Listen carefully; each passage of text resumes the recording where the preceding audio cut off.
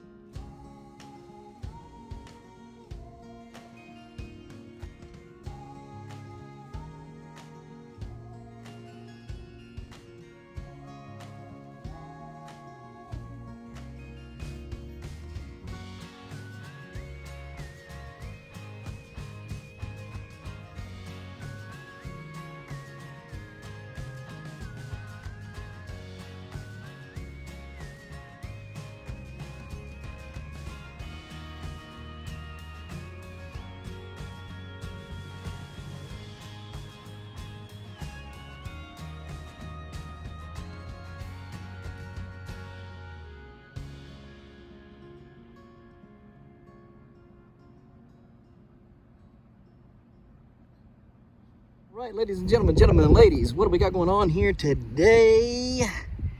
Got these plants up here looking pretty good, I guess that one leaf got tore up last night. Didn't mean for that to happen.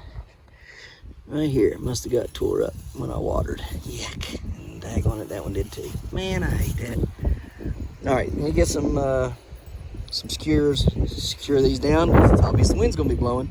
Need to get them covered. And they don't really look that bad though. I don't know if I should cover them or not. They ain't looking too bad. They look pretty good. I need to get me a walking board made right here. So we're going to till this back up, put a walking board right here. I'm going to show you how to make walking boards, kind of talk about the importance of a walking board and all that good stuff. So let me get some skewers. Show you what I'm talking about here. These are skewers right here. Gonna start pinning these down and training the vine and such. So this vine looks weird. It's really big right there, and then it just doop right there. So hopefully it's nothing wrong with it. It's just super tiny compared to the rest of it. Usually it tapers off to a nice little end, but that does not. Oh, it's all tore up. Did not mean for that to happen last night. Oh well, we'll fix it. We'll fix it. Make sure your skewers, when you put them in though, I didn't do it, but need to make them to where the leaves won't hit them. So we'll get some more, do that, and then get this tilled, put a walking board right here, and yeah, get on with it. Use these to train your vine. Just like so. It also helps to keep them from blowing one way or the other, right? So use your meat skewers to keep them from blowing away, and you use them to train your vine. So, but you also want to make sure that you are leaving them below the leaf so the leaves don't get tore up in the wind, right? You don't want them getting blown. But you also want to make sure that they're secure and won't let the vine blow around, because if the vine blows around, you can get twisted vine. I had one twist on me completely last year.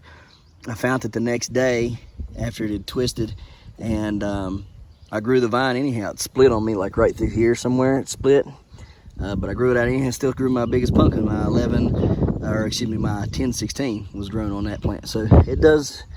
They will still grow, but if you're getting a split vine, you're just opening yourselves up for problems, you know, disease and all that stuff. If this vine twists and stays like that for any amount of time, like overnight, it's hard to do anything with it, and it starts cracking. So anyways, we got this one set up and that one set up. So now we're going to go and get our walking board fixed, and then we'll till this and put the walking board on it, and you guys will get to see our first walking board laid. So this year, instead of using center blocks, because it takes so many center blocks to do it, I'm just going to screw wood to the bottom like we've done here. Didn't have any 4x4, so I just used two 2x4s on each end, screwed them down, and then we'll put them up there where they belong. We'll till that up real good and set them up there. All right, so let's get that done. We'll show you what it looks like when we're done. We got our little board here, and this is all you do, like so. Set it there, boop. Walk out here, do whatever we need to do to the plant. For the time being, we can give it nutrients, we can weed, whatever we need to do. We will make one probably for over there as well. I'm pretty sure what I can do up here with this one is I can just move it as I need to go.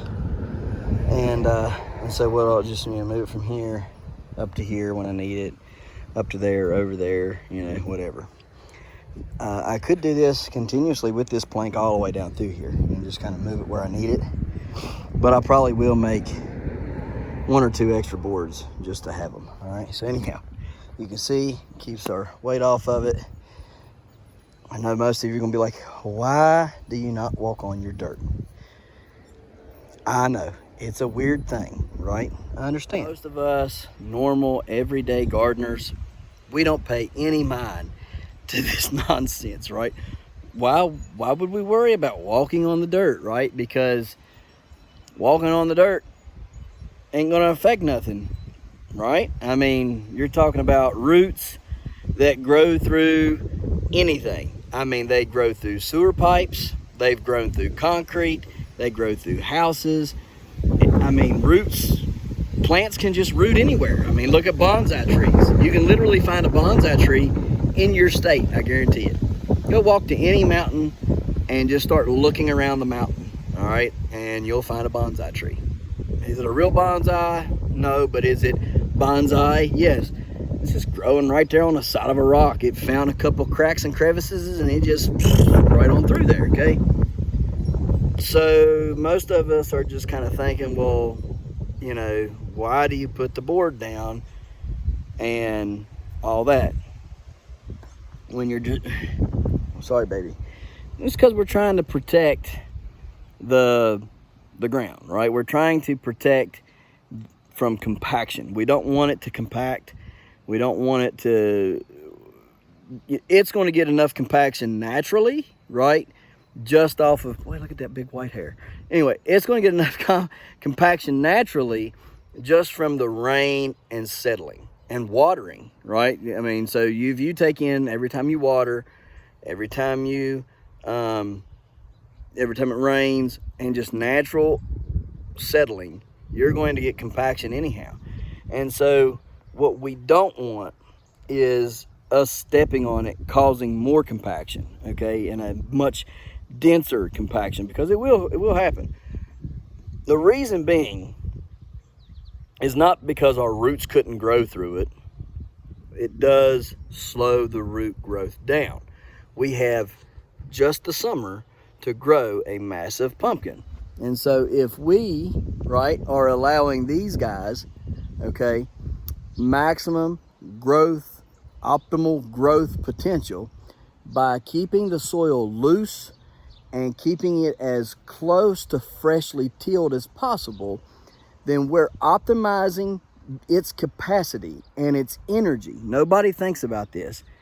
The more energy that plant spends, the more energy that plant spends trying to grow the roots through a solid or dense soil, the more energy is being spent doing that than it is, say, growing foliage or growing your pumpkin when your pumpkin gets on, right? And so what we're trying to do is provide as loose of a soil as possible so the roots can get as big as possible with the least amount of energy as possible in order to obtain maximum growth for the pumpkin and maximum growth for the fruit, okay?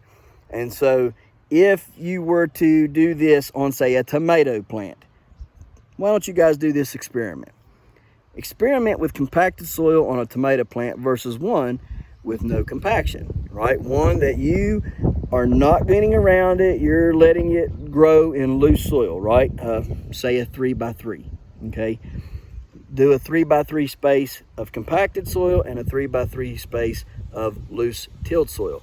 Only natural compaction from the rain, the watering, and settling, okay? And see if, when you're done, which root size is bigger. Now, I'm not going to say you're going to grow a bigger fruit, because that nothing to do with it.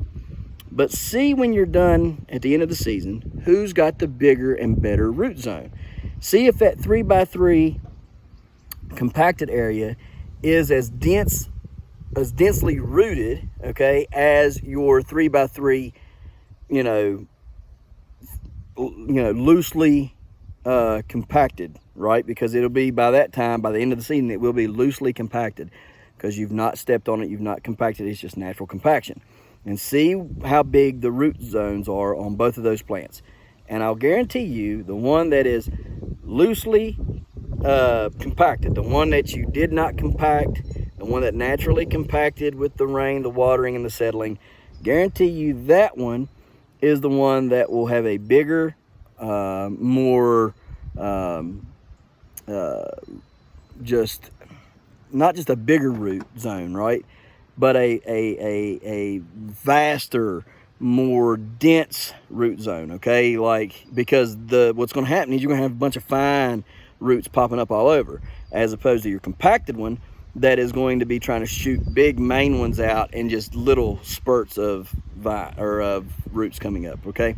So try that out at home. Tell me your experiment when you're done and what you found in your findings, but I'm 100% sure you're going to find out that the natural compacted loose soil is going to produce a much bigger root zone. And you may also find that you have a better tomato plant than the compacted one, because it's able to draw more of the moisture and the soil, or out of the soil, excuse me, and the nutrients out of the soil, because it's got more of a vaster and more dense root population, I guess is what you would call it. So yeah, try that at home, see if it don't work and stuff. But that's why we use walking boards, is because we don't want to compact the soil.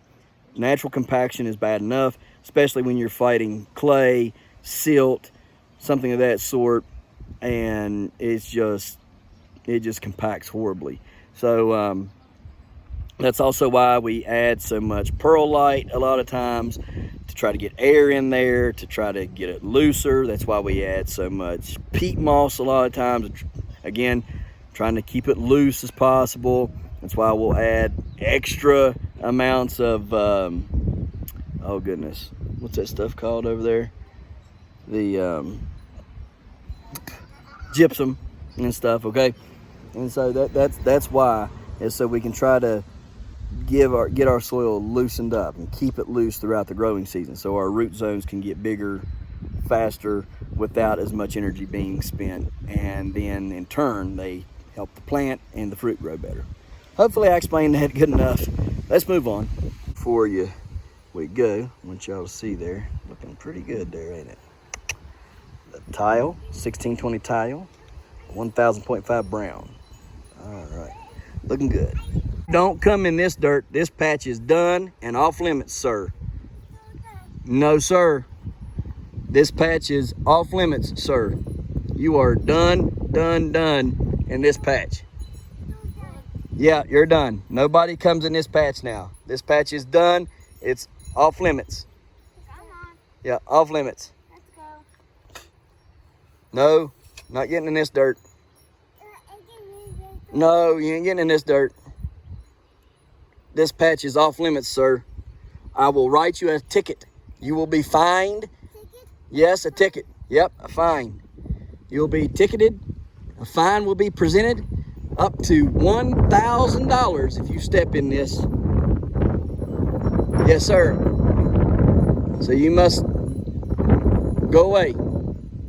Yes, you must go away. No messing around this no more. This is a done patch. We're done. We're finished. You're the type of guy that goes walking in somebody's concrete after they poured it and smoothed it out, and go walk in through there and have a bunch of footprints all up in it, ain't you? Yeah, it's all done. Tell her it's all done. Oh, precious little chickie. Hello, baby. Hello. Ducky, ducky, ducky. I love you. You look so pretty. You're so beautiful. I'm so glad you lived. We finally at. I'm so glad you lived. You were the only one. That stinking pyre went out and it has... Is he bleeding? Hello, baby. Oh, no. Keep him okay. I'm gonna put him with those two little baby chicks. Two smaller chicks. Okay. Yeah, that'll work. Just make sure nobody beats up on him. I want him to live. Last year they didn't live. All right. Yeah, he's beautiful. Beautiful, beautiful. Welcome to the world. Get him out of here before it gets cold. Down here. And then we're going to go and fix the well because we just got the water bill. And for no more than what I've watered, which is not a lot, the water bill has already jumped up considerably. Okay, and he told me, he said, hey, you're going to have to get that well fixed and get it done quickly. This thing is looking so poor. You better bounce back there, Bubba. I mean, you is just a poor looking rascal. You was beautiful on the porch. What the heck happened? And you're trying to twist and everything.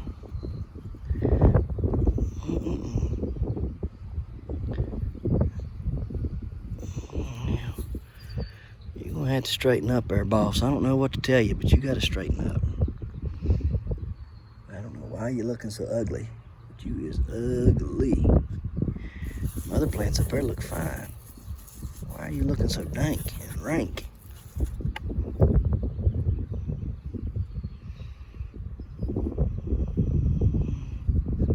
Whoops.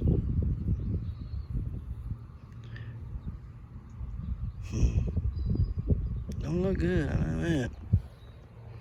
Anyways, we're gonna fix the well real quick.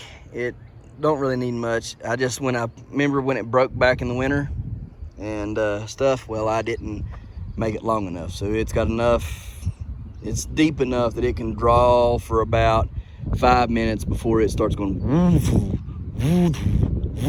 So we got to fix that. And we'll fix that. I'll show you how we're going to fix it. And then once we've got that fixed, we're going to. All right, guys, so here's what we're going to do. We're making our little setup here. It's a jig, basically. 80 foot measured from the center of the roll down there. I'll show you that in a second.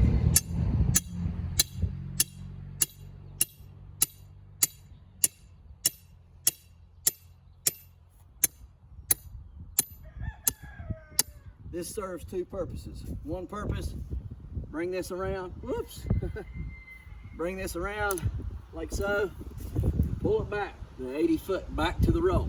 That gives us double the line, right? Plus it creates a loop up here that we can use to tie to our well hanger, all I know to call it. So once we get this end right here back to the roll, we'll cut it off. We'll know it's 80 foot on both sides, cut it off. And then the second part that this does is when I start twisting on the drill, I chuck both ends up in the drill and start twisting. This gives a point that it can anchor to and twist up good without me having to have somebody hold it or any of that nonsense. So you see down here,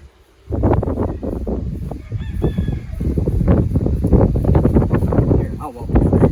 You can stay down here and pull it down. What we got going on here,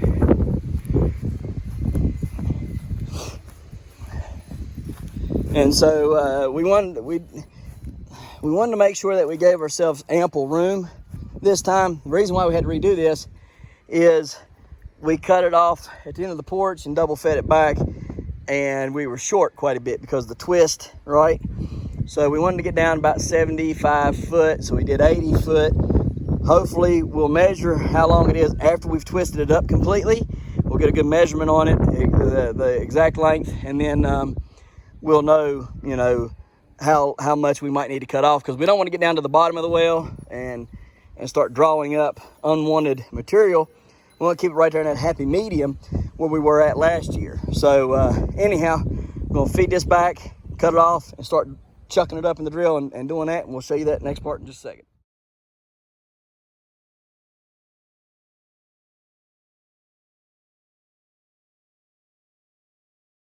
All right, guys, now I'm going to chuck this up in the drill like so.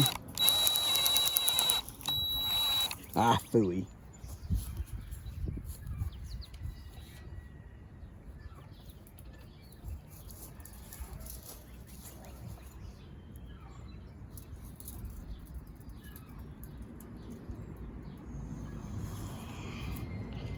Let me see here.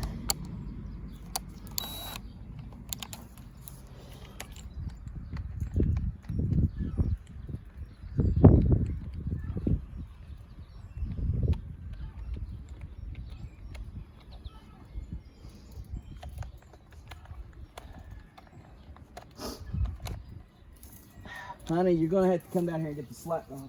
You're gonna have to hold this stuff.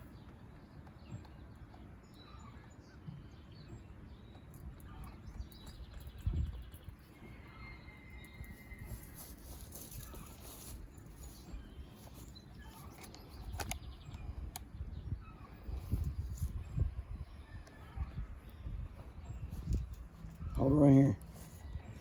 I can get that chuck biting.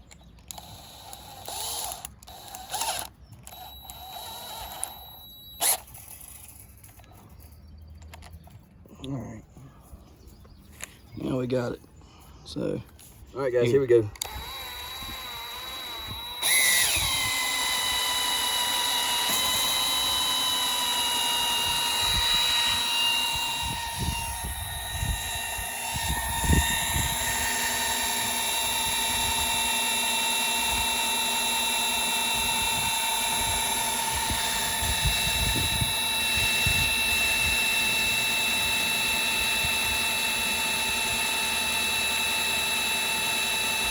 Centerpiece there. All that.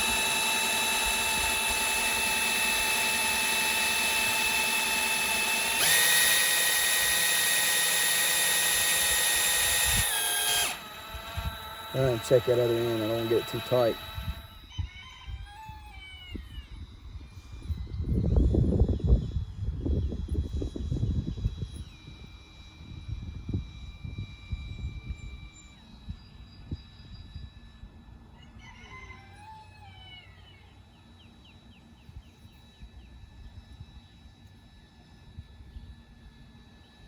Hey guys, so we lost a foot. We had 80 foot and it's now 79 is what it measured. So anyhow, you did say 79, right? 79.10. So it only shrank 2 inches by twisting. So anyhow, we want 75. So what we have to do is measure from the top of the well out here to the hooks where we hook it up to there and here, and calculate right there, and calculate that distance from there to the top of the well, and that should give us from that measurement how much we need to get 75 foot. So let's do that, guys. So as you can see, there it is there, here it is right here. The top of that is 50 inches. So yeah, so we're right in the ballpark with having the 79 foot. We're like around about 8 inches too long, but I don't think 8 inches is going to get us down there in the muck and the mud. So we're just going to leave it like it is, because we got to have some room for tying up to right here. So we'll just use all that extra to go through the eyelets here and to tie it up and give us a more secure grip on this. So yeah, it worked out really good. Good job. 79 foot 10 inches should work. So great. Luckily, I went in there and I thought, I think I got shrink wrap, and lo and behold, I do. I have some shrink wrap here. They're 48-inch long sections, so that's good. So we can shrink wrap a good majority of that right there that is in the water and prevent it from causing us any more issues like it has in the past, because it's created quite a bit of issues in the past for us, and we don't want that to happen again. So the only thing we got to figure out is how to get it on there and twisted with the shrink wrap on it. So we'll figure that part out here in a second. But anyhow, you've got shrink wrap. If you're using aluminum and you have this kind of water, my suggestion is to use some sort of wrapping material, whether it's electrical tape or shrink wrap tubing, just to be sure that you're going to be okay, because I do believe that there's like either calcium in there, or I think it's lime. I think it's lime buildup.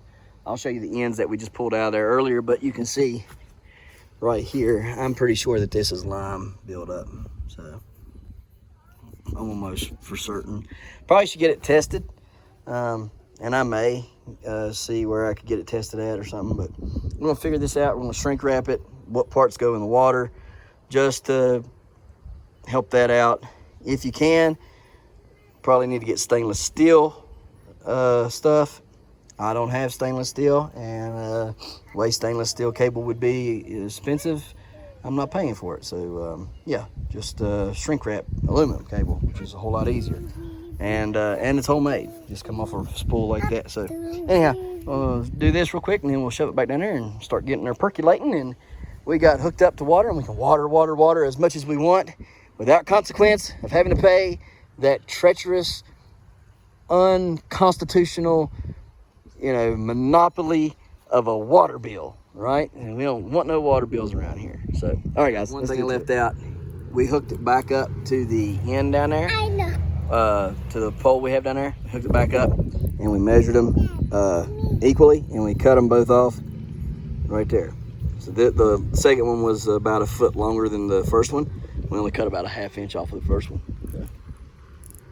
Got it going on. Like I was trying to block the wind out, so we got it halved. We're shrink wrapping it. Hopefully this 3/8 will work on this. Shrink down enough. I hope. Yeah, it's going to. Yeah. It's just being a little bit contrary, but it is. It's doing it. You just want to make sure you're getting it good and shrunk down, so that none of that stuff can start to bother it, like creep in or anything like that at that bend. That's the joint that we have problems with, and we don't want any more problems with this if we can help it. So that one's done. All right, now stick it through like so. Make sure it's not hot. Bend it up like so. All right, and then we're going to start twisting right here. Get it as tight as we can, and then twist. I want to make sure that's going to go over though. Is it gonna go over it? Should. Yeah, we'll be good. Yeah. Alright. So, twist her around here.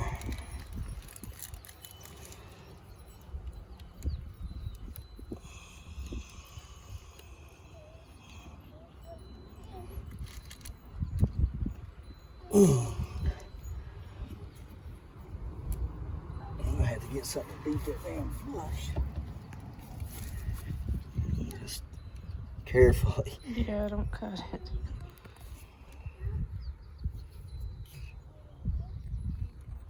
Okay.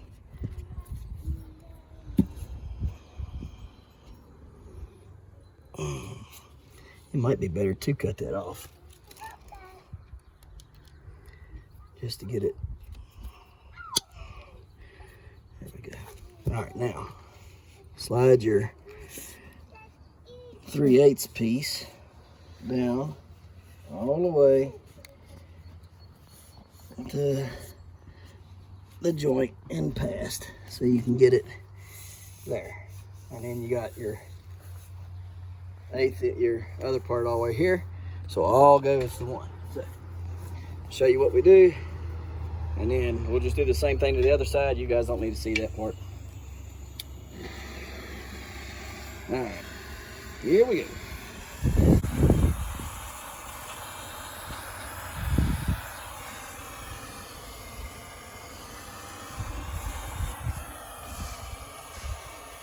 All right, this should be good.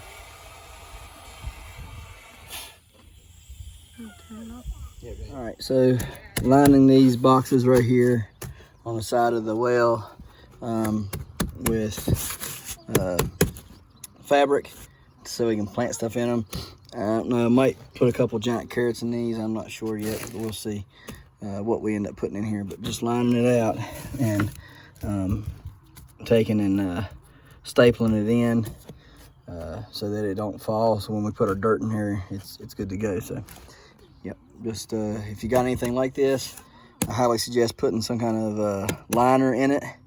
The liner will help retain the dirt so it don't come through the cracks, and moisture, hopefully. So anyways, that's what we're doing here, and it should turn into a nice bed on both sides. Then we'll fill that up as well, but we won't go up the sides. We'll just line the bottom of that, the steel tub there. So guys, you can see I can remove a couple layers of compost here beside the greenhouse. I'm gonna get this bottom layer and start putting in those I don't know what you want to call them, containers or whatever beside the well, and use this, and then we'll layer it with the compost that we got from Wellington on the top. So let's get this, fill it in for filler, and then we'll use the compost from Wellington on the top, and we'll show you what it looks like. One wheelbarrow full got us about 3/4 of the way full, so that should do good. We'll do a wheelbarrow load in each one then, and then put our compost on top. So just wanted you to see what it looked like before we get it finished off. That way you can see what it looks like when we're completely done. That is, you see, that's that whole thing full up to there. So it's about right there. It's only that much for compost dirt to be put on top. I'm going to add onto this some liquid compost this evening when I water it in, and hopefully that'll help start breaking it down and stuff.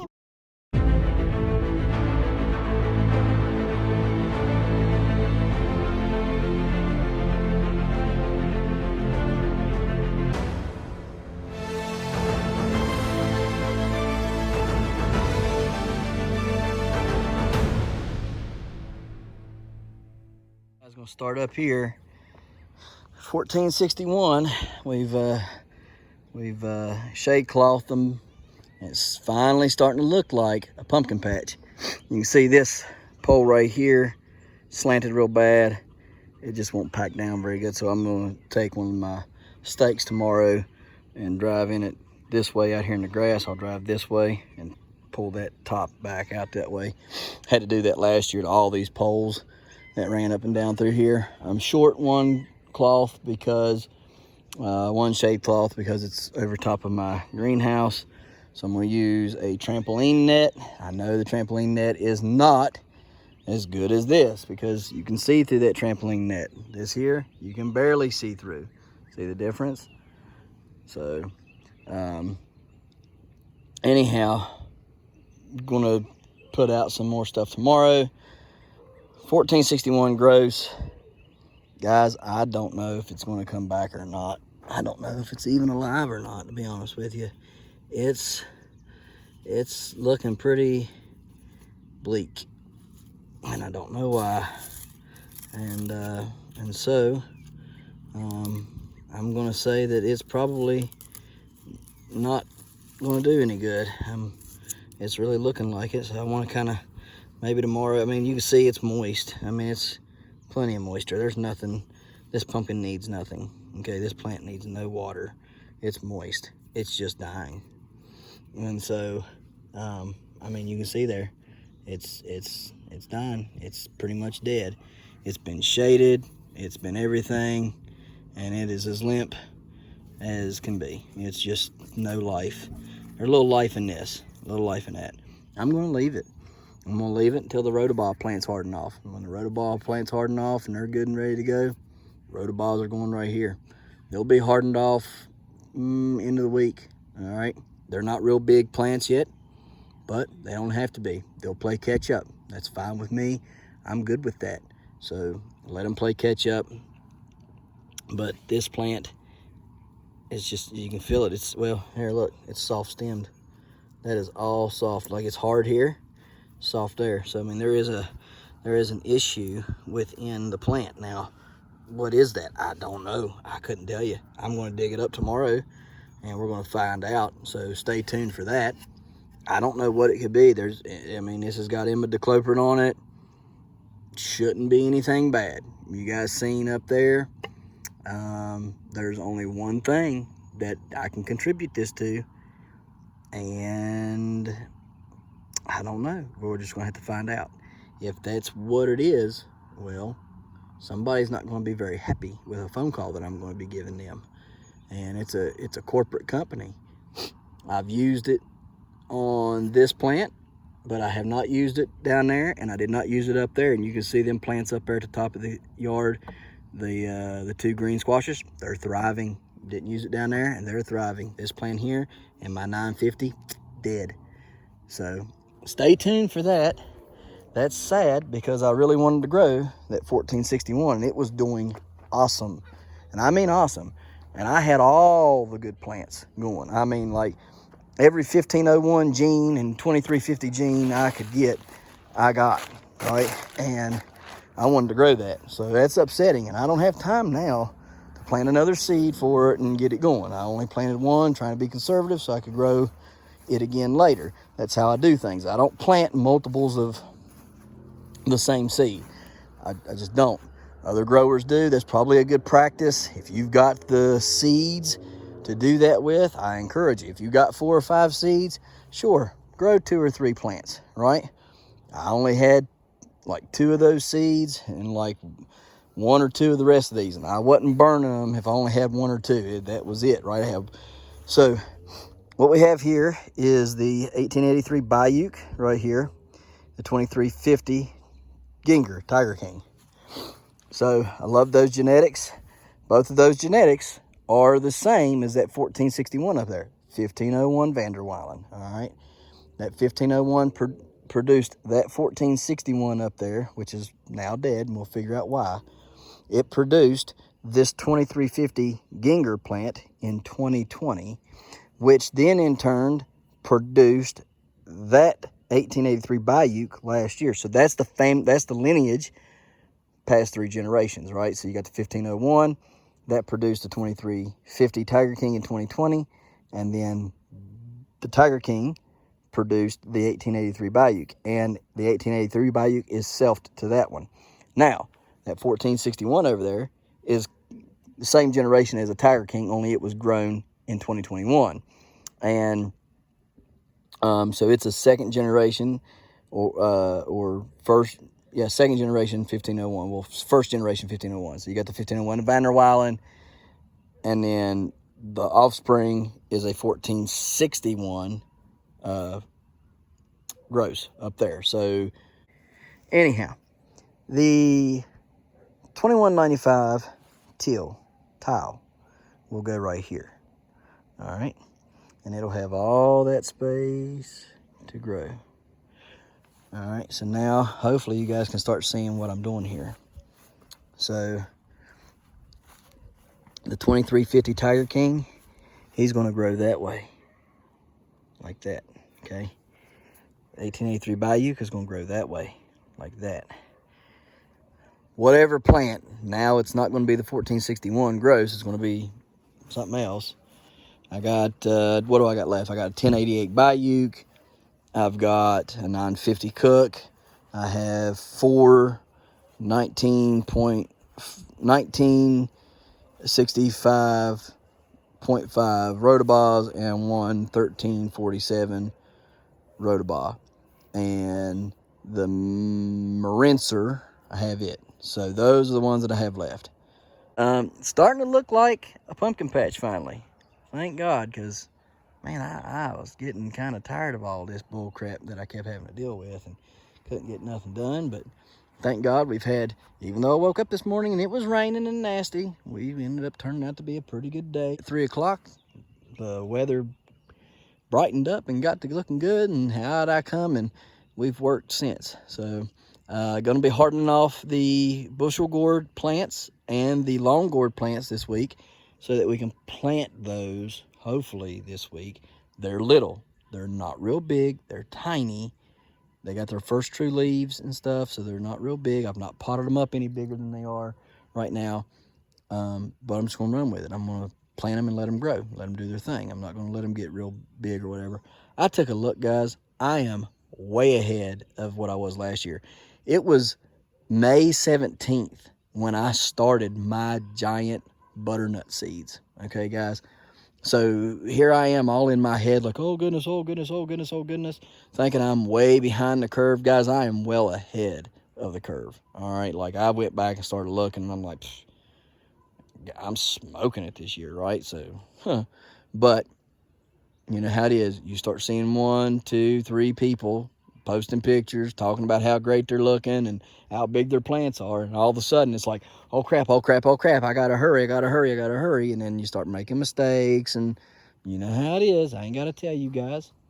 But it's starting to look like a pumpkin patch. Wanted to give you all that look. You guys can see we got them covered. We got their shade cloths up. We're good to go. Yes, they are back to back. They are stump to stump, spread apart, 4 foot. That's 4 foot. That table's 4 foot. So there we go. So yeah, they ought to do good. We ought to be looking really good. Hopefully, I'm just gonna do my thing, work as hard as I can out here, and pray God blesses it. That's the only thing I know to do. So we'll be making some walking boards. Walking boards are probably gonna be looking a little different this year than what I did last year. Last year I tried to go all the way around the perimeter of it, you know, and it's such a hassle. So anyhow, this year I'm gonna try something different. Guys, this is the 16th of May. You watch what these plants start doing in about a week or so, and then all of a sudden they'll take off, right? And I mean, get big, and then, you know, and then they just keep growing and growing and growing. So start watching now. If you want to see some pretty cool stuff, start watching. You'll see these babies start to jump. I mean, they just start making unbelievable jumps. So finally getting them out of them containers. They needed to see dirt 2 weeks ago. You can hear turkeys back in there going to. All right, so got these filled up, and I don't know if we'll plant some giant turnips or beets or carrots in them. I don't know. We'll figure it out. But definitely got them ready to go, ready for something giant to be planted in them. So anyhow, I'll go back up here and take a look at these plants real quick, because they look great. So super happy in how they look right now. So these, I'd say about a month and a half, these things will pretty well have this filled in and more. So anyhow, let's look at all that. And don't really need a shade cloth up here yet. I probably will buy one to put up here. Don't really need one per se, I don't guess, but I don't know. I'd like to build some houses like Doc has, where Doc puts the house up and has it, you know, has his pumpkins underneath the little grow house or grow hut, whatever you want to call it. Just helps provide extra shade, right? So anyhow, guys, we appreciate you watching. We'll see you tomorrow right here in the Hollers and Hills of West Virginia. Don't forget to smash that like button. Hit that notification bell. Don't forget to share. Thank you, good sir. You're welcome.